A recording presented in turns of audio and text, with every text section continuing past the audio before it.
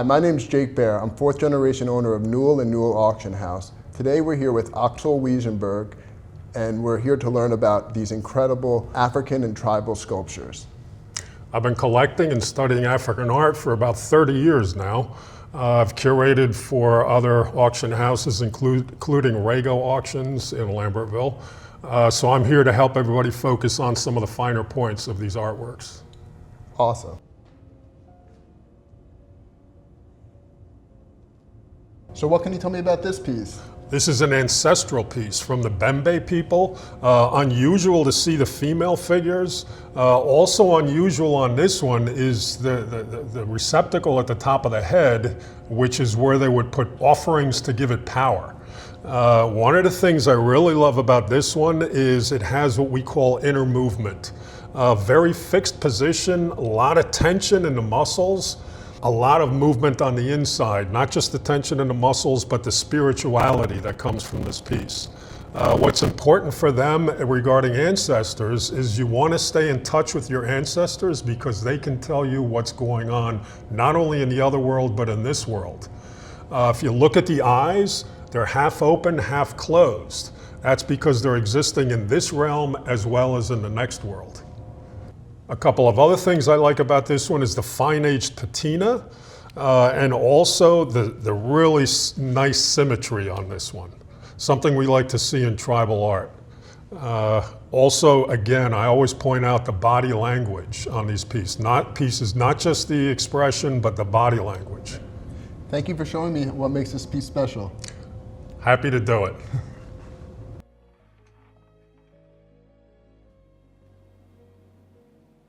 Hey Axel, can you tell me a little bit more about these two incredible sculptures that we have here? Sure, they're Lobi Bateba figures, which are protectors. They're actually shrine figures, so they would have been put on a shrine and would have protected you from disease or whatever else is out there. What's really unusual about the two-headed one is that in this case we have two different heads. That's something I haven't seen too often. Also with this one, it has more of a shine to the patina, indicating a lot of age. Was probably collected a long time ago. So tell me the significance on why these have two heads. They're protector figures, so what they believe is that with two heads, you get more protection. This is an incredible piece. It's really unusual for the size. Can you tell me more about that? Yeah, it is. It's a large example. These things come as small as a few inches tall.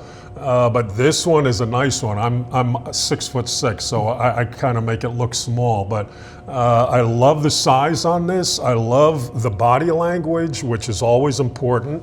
The straight pose, but then also the patina on this one is exceptional. So what makes this patina so special on this piece? With this one, you can see how there were so many libations put on it. It has a very encrusted patina showing many years of use. The other thing I love about this one, it's a harder wood, and you can see the cracks. And one of the things I love to see is patina inside the age splits. There's a little bit of bug damage, but we can see patina on top of that as well. Thank you, Axel, for sharing this awesome information. It's my pleasure.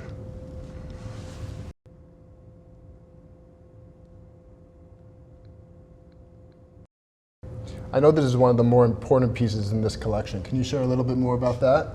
Sure. One of the things we see here is a heavily encrusted patina. These pieces were kept in an isolated spot in the jungle, and people would bring offerings for protection. And this one really shows a lot of signs of use, but still is in very good condition. Usually we don't see that. Another thing I really love about this one is his face. Really good expression, also more detail in the teeth than we usually see. And again, I always point out the posture, the fixed position. This one scores high in the posture. I noticed these two metal rods on the back of its head. The metal was believed to have magical properties, and one of the things that they would add to these figures to give it power. A lot of these pieces were all about power for protection. So all the different offerings would be to give it power so it could protect us. Wow, that was really informative. Thank you so much. My pleasure. I really love this piece.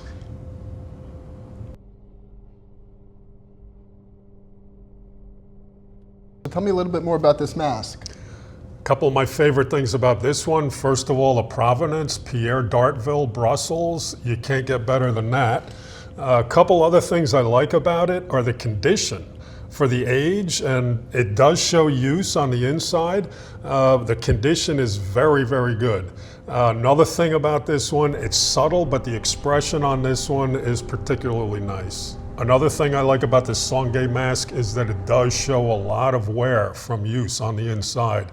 Despite the good condition, it's showing a lot of wear. Thank you so much. I learned a lot about this mask. My pleasure.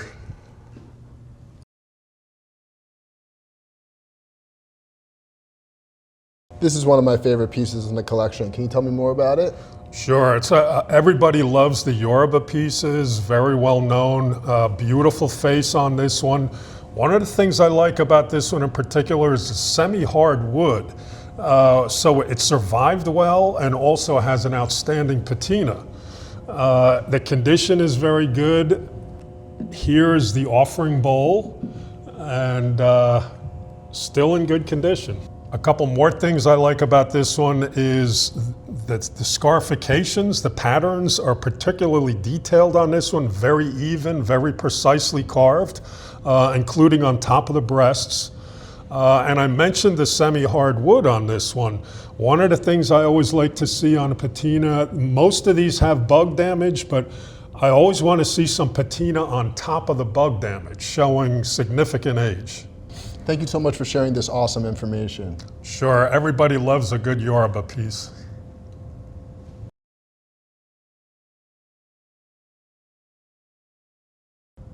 I'd love to learn a little bit more about this. It's a Lualua figure, and this, one of my favorite things about this is it's a great example of how tribal arts influenced Cubism. This is one of these pieces that I just know Picasso would have loved it. Not only would Picasso love this piece, but I love it. Thank you for sharing. Me too.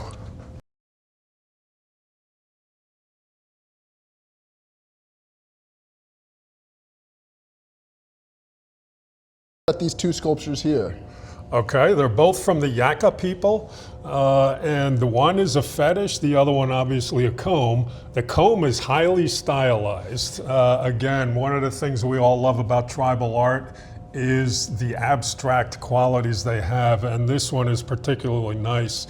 And then this small Yaka fetish also sports the usual really strong fixed position, but also this one, very nice patina.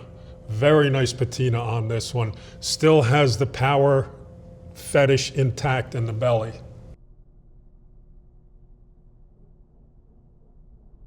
And now we're going to get into these two incredible Cameroonian sculptures. They came from Jeffrey Bradfield, a renowned interior designer.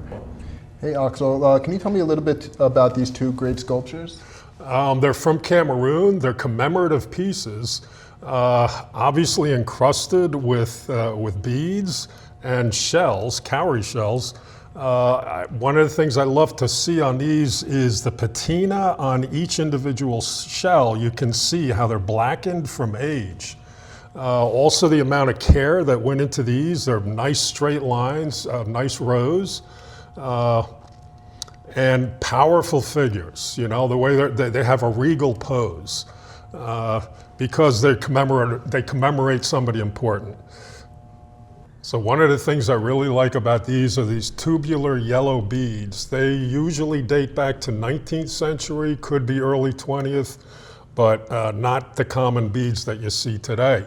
And in those days, much more important than the smaller beads. Axel, thank you so much for coming today. Had a blast learning about these incredible African pieces. It's my pleasure. I could talk about this stuff all day long.